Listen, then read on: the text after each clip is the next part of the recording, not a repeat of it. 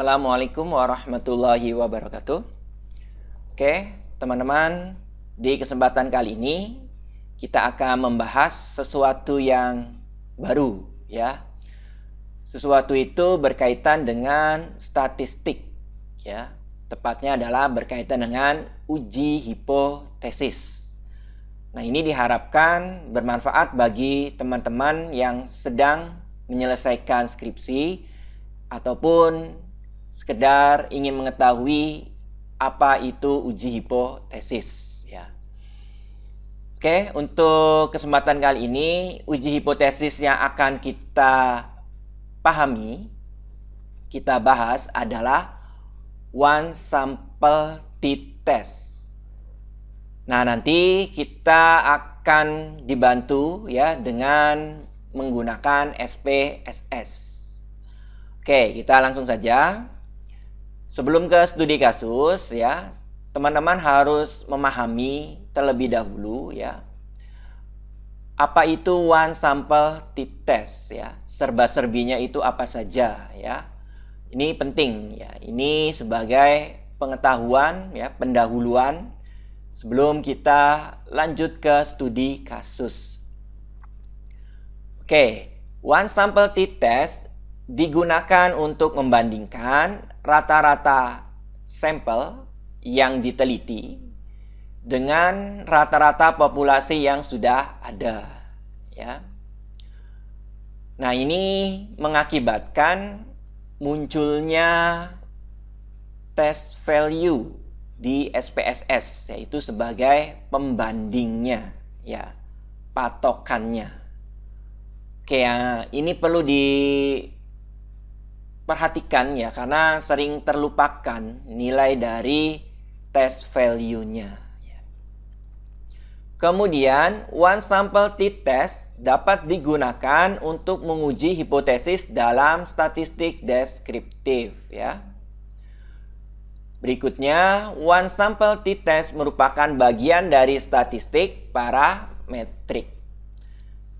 Nah, karena termasuk ke dalam statistik parametrik ya, berarti ada asumsi dasar yang harus terpenuhi terlebih dahulu. Asumsi dasar yang harus dipenuhi adalah data penelitian harus berdistribusi normal. Kalau tidak normal, ya kita harus melakukan transformasi atau mengubah uji hipotesisnya dengan statistik non-parametrik ya. Oke, ini adalah serba-serbi yang berkaitan dengan one sample t-test ya. Kita akan lanjutkan ke studi kasus ya.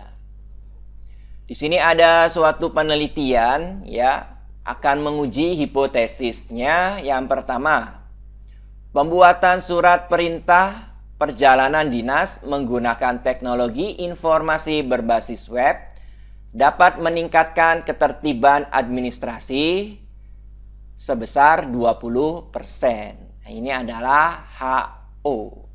Sedangkan ya, hipotesis alternatifnya, pembuatan surat perintah perjalanan dinas menggunakan teknologi informasi berbasis web dapat meningkatkan ketertiban administrasi tidak sama dengan 20%. Nah, ini hipotesis yang akan kita uji dengan menggunakan one sample t-test. Oke, teman-teman perhatikan ya. Bunyi hipotesisnya di sini meningkatkan ya, ada kata meningkatkan. Untuk HO meningkat sebesar 20% ya, sedangkan HA-nya meningkat tidak sama dengan 20%. Nah, ini jenis hipotesisnya adalah dua pihak karena di sini menggunakan simbol sama dengan. Jadi ini adalah dua pihak. Kemudian di sini ada patokannya ya. Tetapi sayangnya patokannya ini masih dalam bentuk persentase ya. Jadi tidak bisa kita langsung gunakan di test value sebesar 20%, tidak bisa di sini ya. Karena ini masih dalam bentuk persentase. Jadi harus dirubah dulu di sini patokannya, ya. Kecuali kalau di sini bukan dalam bentuk persentase, misalkan 70, ya. Nah, itu boleh langsung dituliskan di test value nantinya. Nah, berhubung di kasus ini patokannya itu adalah 20%, berarti kita harus cari tahu dulu di sini, ya. 20%-nya itu berapa sehingga patokan secara pastinya itu berapa, ya. Oke, kita akan hitung ya nilai test value-nya. Karena di sini ada kata meningkat, ya berarti kita harus tahu dulu ya rata-rata sebelumnya di sini. Karena kalau meningkat 20%, nah 20% dari apa? Nah, itu harus diketahui rata-rata sebelumnya. Ditambah rata-rata sebelum kali 20%. Rata-rata sebelumnya misalkan 26,72 ya. Kemudian ditambah dalam kurung 26,72 dikali 20%. Ya, kita hitung dulu yang di dalam kurung teman-teman ya.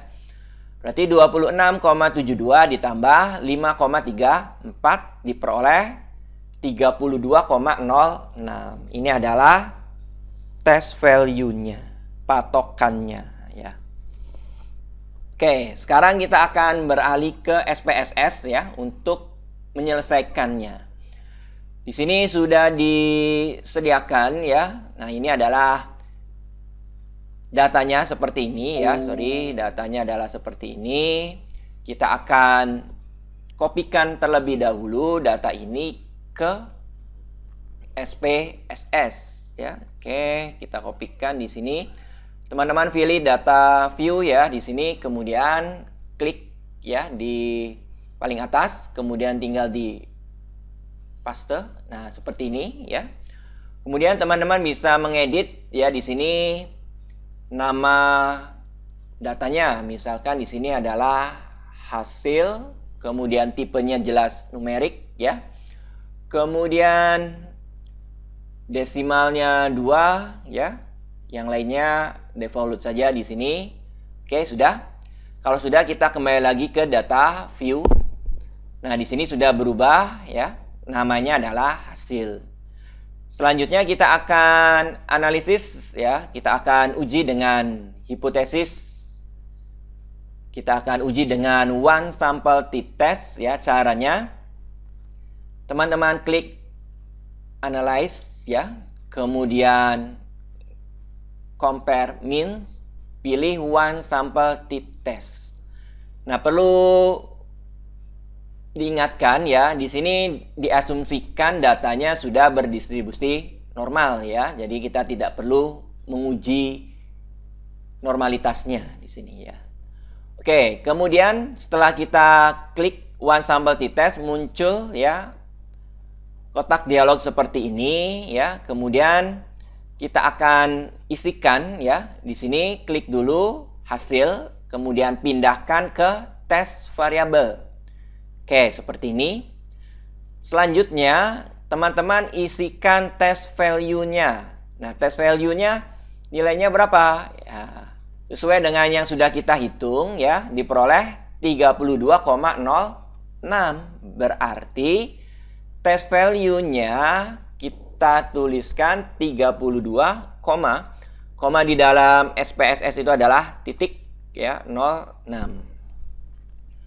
Kemudian di sini teman-teman boleh juga mengklikkan option ya. Di sini confidence interval persen ya 95%. Langsung aja continue.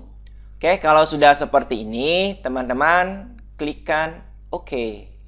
Nah, ini adalah hasilnya ya. Ada 2 tabel. Yang pertama berkaitan dengan statistik deskriptif dari data ya. Banyaknya datanya adalah 12. Rata-ratanya adalah 39,1667.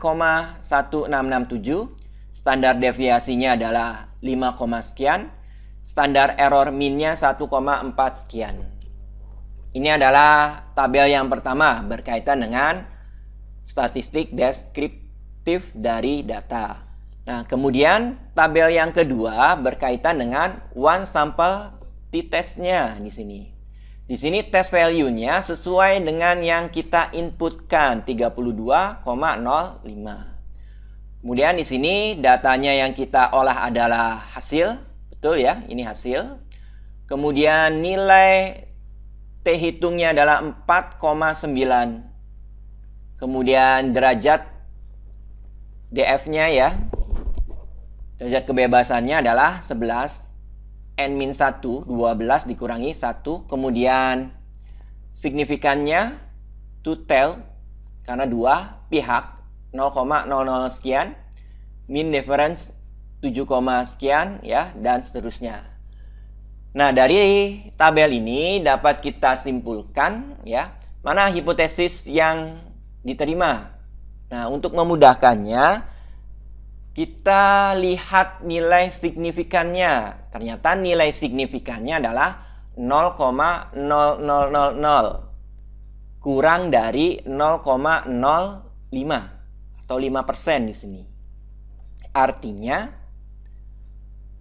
HO ditolak ya. Yang diterima adalah HA. Hipotesis alternatif ya, karena nilai signifikannya itu kurang dari 0,05. Berarti HO ditolak, maka HA diterima, sehingga di sini yang betul ya adalah pembuatan surat perintah perjalanan dinas menggunakan teknologi informasi berbasis web dapat meningkatkan ketertiban administrasi tidak sama dengan 20%. Nah, kemungkinannya ya bisa kurang dari 20% atau lebih besar dari 20%. Nah, itu tinggal dihitung aja ya.